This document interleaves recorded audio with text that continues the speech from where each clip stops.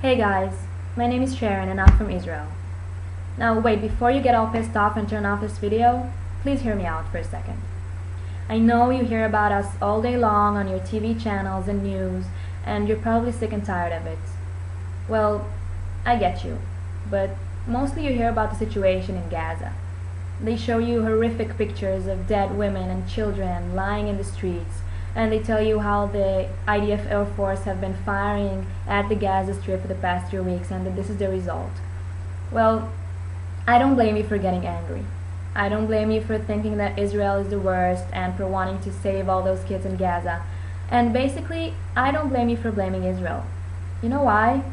Because I believe that if I were you, if I was sitting in your sofa watching CNN and BBC and hearing all the things they tell you, I'm sure I would feel the same as you. I'm sure I would blame Israel also.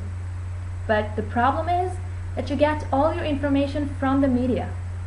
And please, if you consider yourself a reasonable, intelligent, thinking person, I'm sure you know that the media is not objective, that the media chooses sides, and it chooses what to show us and how to show it to us, and it basically can infect our minds and change our whole perspective on things.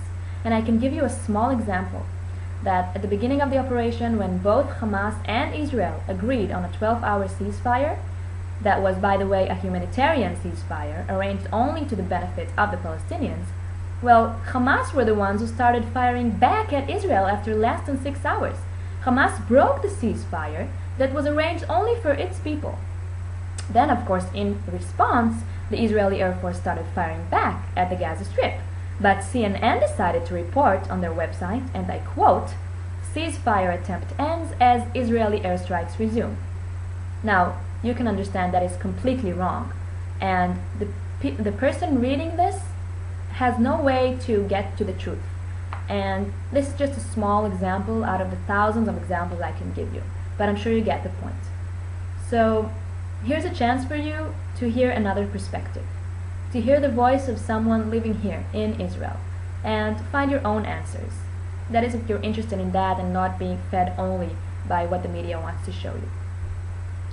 So, well, my truth is that I feel terrible for the people living in Gaza. I do. And so are all my friends and family and basically every Israeli person I know. We are not happy that Palestinian citizens are dying.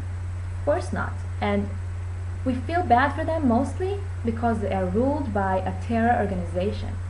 A terror organization that harms and destroys their lives above all. And it does that by putting the destruction and death of all Israeli people as their main goal, while benefiting their own people isn't even a goal in their agenda. On the contrary. Do you know that the children in Gaza are being brainwashed since birth against Israel instead of getting educated? The Hamas is putting guns in the hands of 4-year-olds, teaching them that the only purpose in life is to kill Jews. Do you think Hamas is thinking of those children by doing so? Does it want to benefit them and provide them with a better future? Of course not. Hamas is using those children to get more power and to turn as many people as possible into terrorists. Hamas is using its children and it's using its citizens. And this is what pisses me off, and that's what should piss you off as well.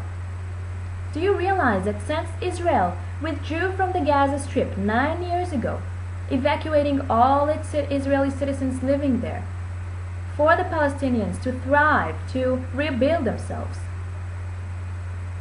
the Palestinian government did absolutely nothing for its people?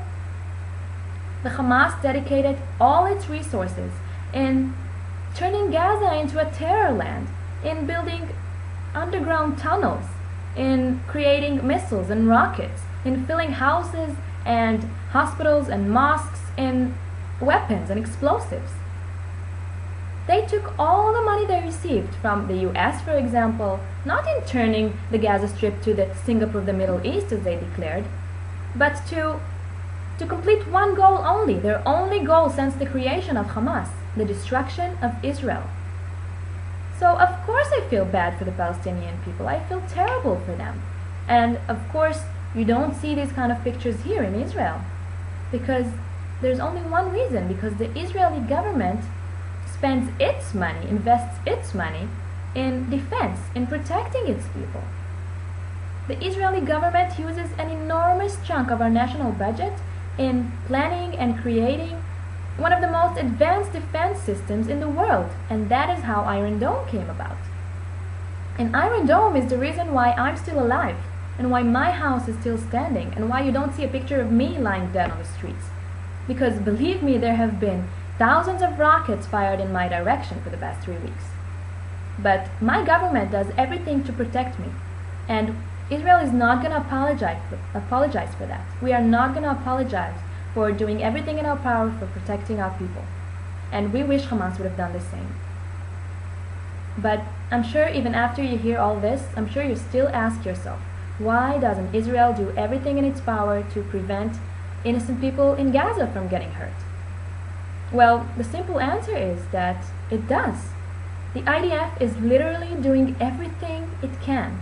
It makes thousands of phone calls every day. It sends thousands of flyers just to let citizens know that their house is about to be bombed and that they should evacuate. The fact that Hamas is forcing those people to stay in their homes and be human shields, well, that we cannot control, unfortunately.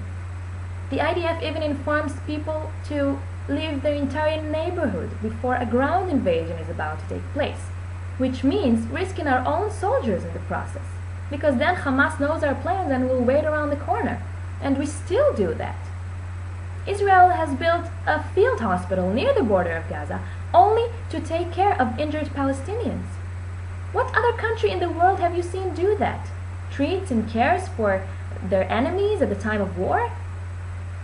Well, that is because the Palestinians aren't our enemies. The Hamas is.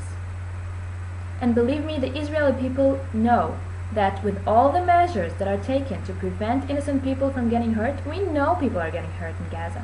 We know there are innocent people. But can you honestly tell me that our soldiers shouldn't shoot back at the house from which they are getting shot from, just to prevent from hurting civilians that shouldn't even be there in the first place? If someone would shoot right at you with an intentional desire to kill you, you wouldn't fight back? The fact is that if Israel would be any more humane to the Palestinians than it is now, then it would simply cease to exist, because we could not defend ourselves and Hamas would get what it wants, the destruction of Israel. The sad truth is that Israel simply cannot do anything more for the Palestinian people, besides, well, taking down Hamas, freeing Gaza from Hamas, and that should be your goal also, because by that maybe we can provide them with a better, more optimistic future, with the hope that a more peaceful government will rise there instead. You see, I can tell you without a single doubt in my mind that Israel and its citizens want to live in peace with the Palestinian people. We just want peace. But the problem is that the terror organization that controls Gaza at the moment declares in the most direct and open way that it is not willing to live side by side with Israel, that it does not recognize our right to live here in peace, my right to live here in peace. And above all that it would continue to resist, in their words, which means they would continue dedicating their lives and their children's lives in the death and destruction of Israel, in killing every single one of us. Now you tell me, how am I supposed to go to sleep calm when these are the leaders of my neighbors? How is Israel supposed to negotiate with these kind of people? I have so much more I want to say. I didn't even start telling you about how it is living here in Beersheba under the constant threat of missiles and rockets. How it is having to run to shelter in under the 45 seconds once you hear the alarm. And I didn't even begin telling you how the media is cooperating with Hamas by showing you these pictures, these terrible pictures. How it cooperates with Hamas and encourages it to keep using its people as human shields because it's gaining support from the world. But you know what? I know it's already too much to bear, so I'm gonna stop here. And my only request for you is, if anything I said managed to touch you in any way, my only request for you is that you don't take everything you hear and see as it is. That you question everything and find your own answers. Don't let the media feed you with what it desires. that you try and see the whole picture and not just the pictures they show you. Good luck in finding your answers, and thank you so much for hearing my voice. Peace to everyone.